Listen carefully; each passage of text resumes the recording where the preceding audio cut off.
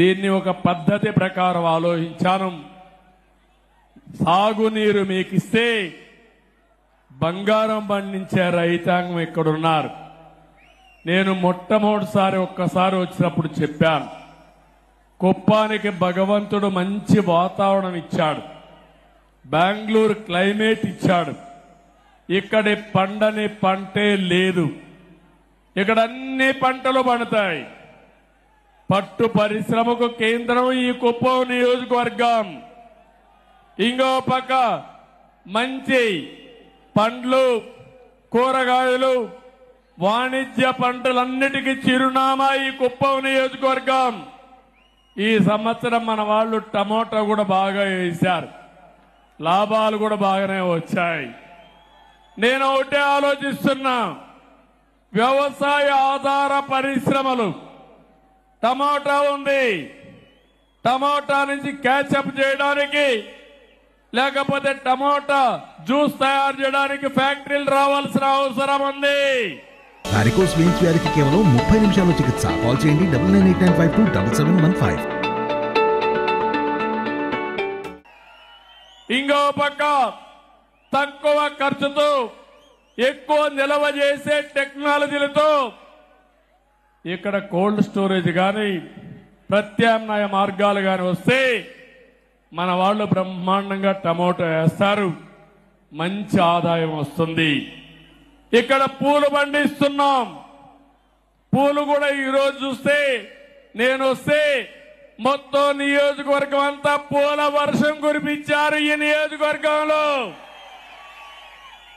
ఎక్కడి నుంచో తేలేదు, మన పొలాల్లో పండే పూలే రోడ్డు మీదకి వచ్చాయి, వర్షాన్ని కురిపించే పరిస్థితికి వచ్చారు. చాలా గర్వంగా ఉంది.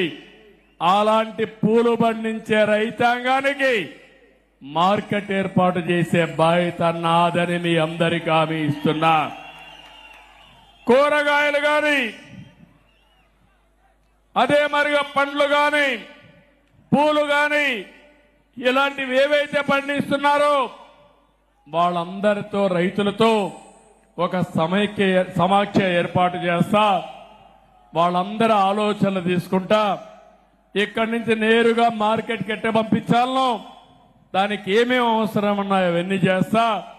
ఎప్పుడో నా కోరిక ఇక్కడే ఒక విమానాశ్రయం తీసుకొచ్చి ఇవన్నీ కూడా కార్గో ద్వారా పంపించాలని ఒక ఆలోచన చేశాం. దుర్మార్గులు దాన్ని కూడా నిలిపేశారు.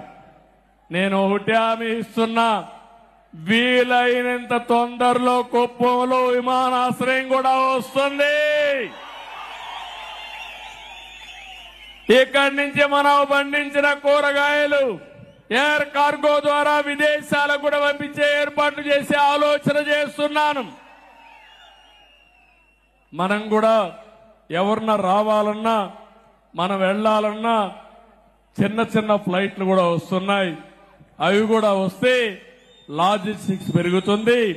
ఇటు బెంగళూరుకి, అమరావతికి, చెన్నైకి ఈ యొక్క ఫెసిలిటీ వస్తుందని చెప్పి కూడా నేను మీకు తెలియజేస్తున్నా.